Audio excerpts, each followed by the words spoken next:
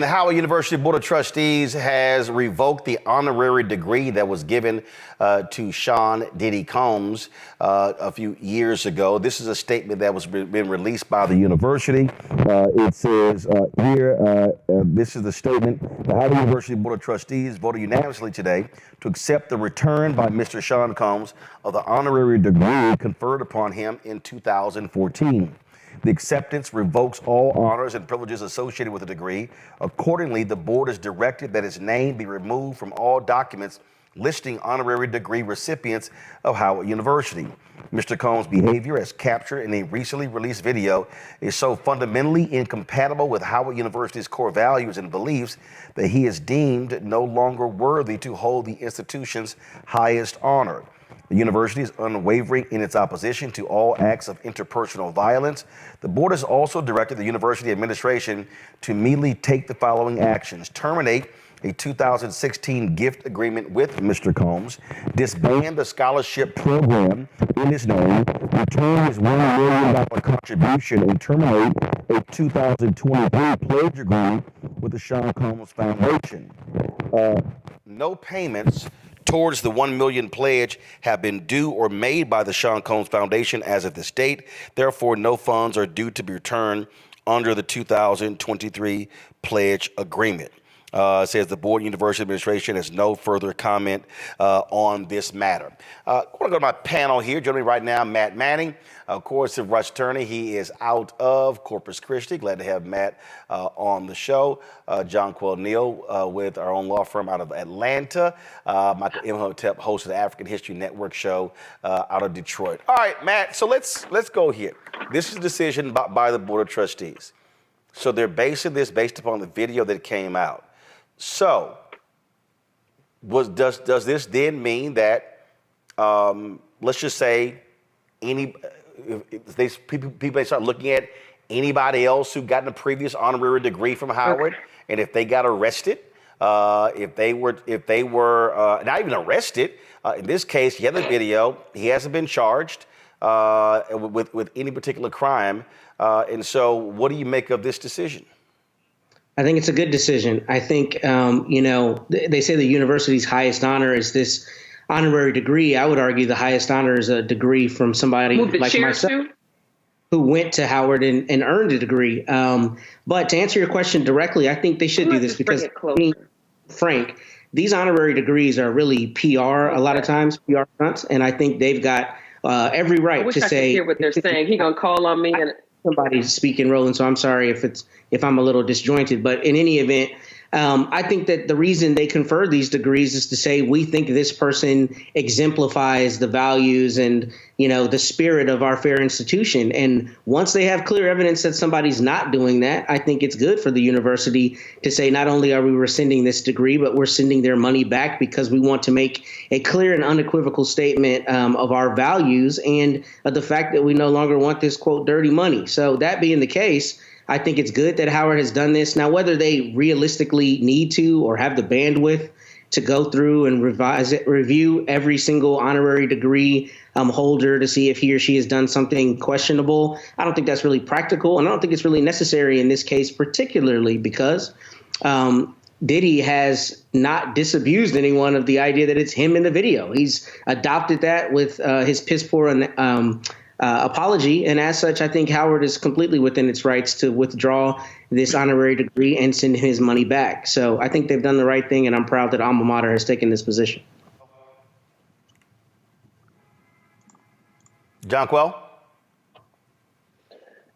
As it relates to, the sad thing about all of this, number one, as it relates to the money for the university, is that the students that would be the benefactors of it now have $1 million less from a deserving student, right?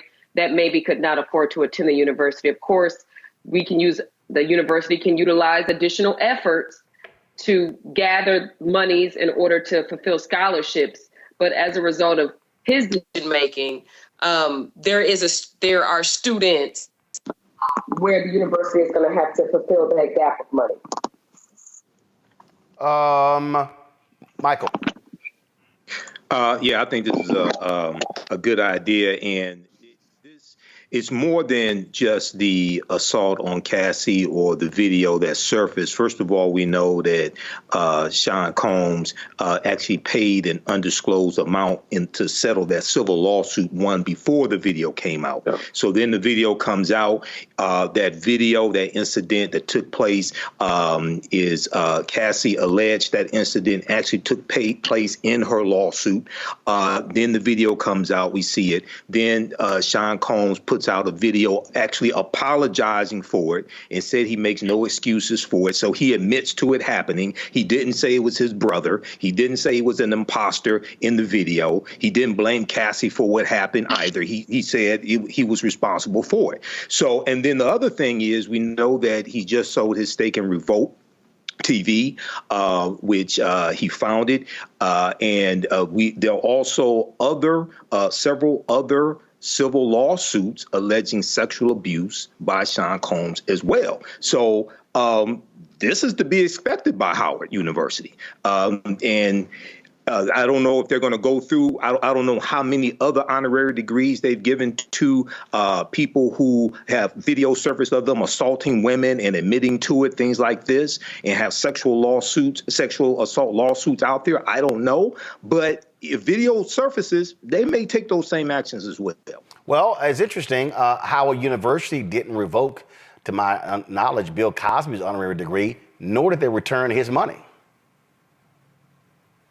Well, when we look at Bill Cosby, one, we see that Cosby was exonerated. His conviction was overturned by the Philadelphia Supreme Court. Number one. Two, video did not surface of Bill Cosby assaulting women. Now, so 1 second. So are you saying that the reason Howard is taking this action is because of a video as opposed to the action? I'm saying it's a number of things compounded, but that video is evidence. Of course, that video is evidence. No. Hold on, wait. No. First of all, the video is evidence, but actually, statute of limitations has run out. So again, I'm raising the point here is that again, and trust me, I think it's going to be raised with anybody else. Again, if you want to compare two high-profile individuals, when they were going through all the stuff happened with Bill Cosby, Howard did not revoke his honorary degree, and I'm going to show you nor return the money.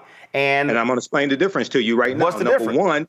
Number one, in the statement that Howard just put out, they said no payments on the $1 million have been made. Number one. Number two, Bill Cosby said the sex with Andrea Constant was consensual. Okay, but here we'll go. Okay? Again, first of all, hold on.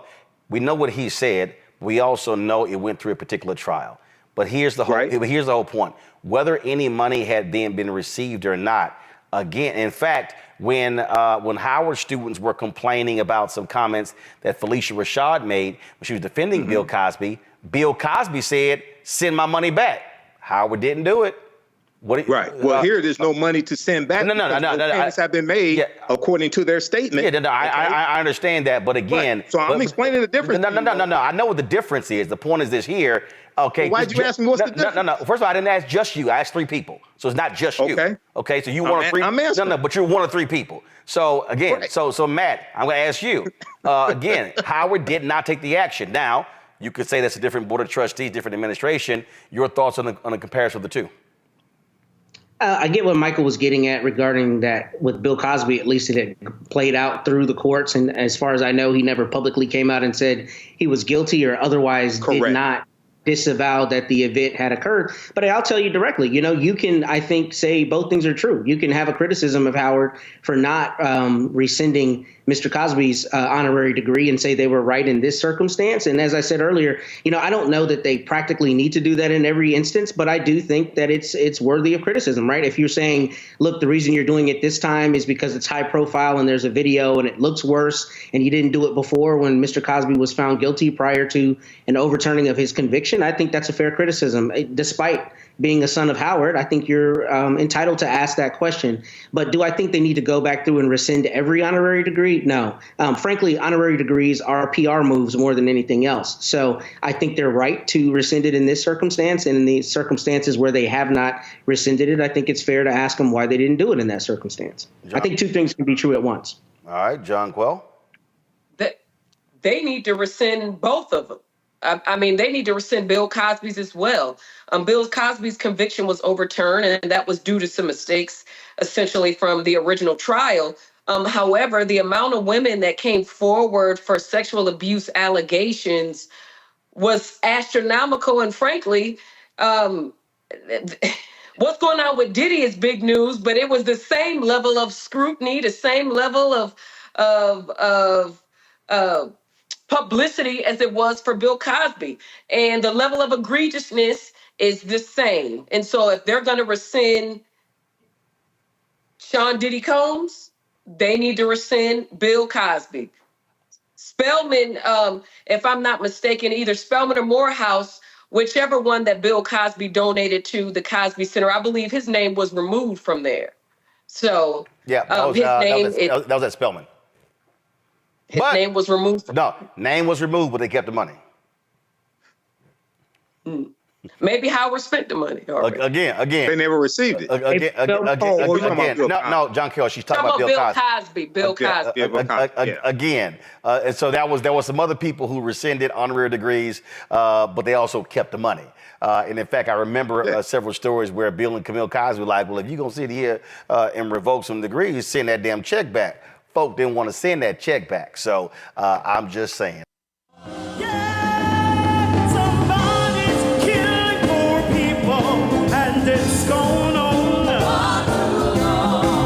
When COVID happened, poor people were dying at a rate already of 800 people a day. Before COVID, if you went to a funeral every single day, it would take you 600 years to attend all the funerals of the people who will die from the ravages of policy violence, poverty, and low wages in America in just 1 year. It would take you 2 years and 19 days to go to all of the funerals of the people that will die today, and oftentimes silence. Nobody talks about this political genocide, but we are determined today to remember their death and be a resurrection of voting power and voice power like never before. Economic justice and saving this democracy are deeply connected. We, as a nation, must listen to the demands of the poor, who are pushing and will continue to push political candidates and elected leaders to lift from the bottom so that everybody can rise. We are the poor, the marginalized, and the underpaid.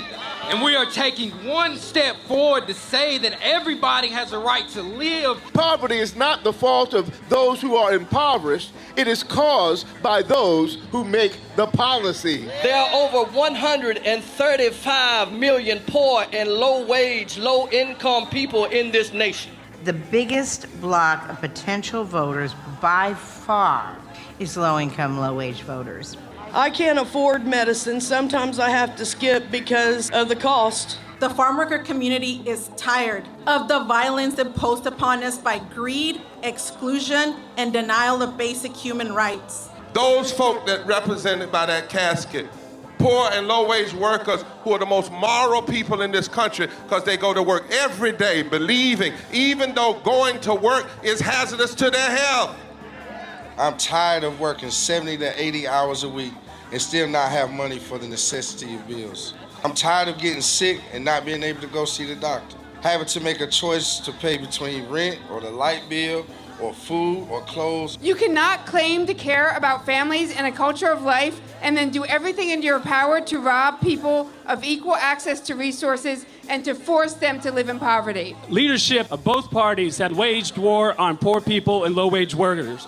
And this government has treated people experiencing poverty, including their military families, with disdainful, deliberate, malicious neglect. So the truth is that my son died from poverty. We refuse to accept poverty as the fourth leading cause of death. The fourth leading cause of death in this, the richest country in the world. We march today for our children and the generations to come. And we need to do it with the loudest voices possible, the biggest actions possible. We will voice our demands and register our vote. When we stand up And when we stand together, things change. There is the electorate that is, and then there is the electorate that should be. 34 million eligible poor and low-income voters did not vote in 2016. If just 20% of those voters in swing states were mobilized around an agenda, they could change the political outcome of every election. So we're launching the most massive voter mobilization and turnout campaign in history of poor and low-wage voters, allies, and religious leaders. People are dying, but we know it doesn't have to be this way. And so we are calling on everyone to join us in this Poor People's Campaign, a national call for more revival. We are here, we will be seen, we will be heard, and our power will be felt. We don't need to be an insurrection. We are a resurrection that will be felt across this country. Are you ready? Ready, ready, ready. We are a resurrection, and we are ready.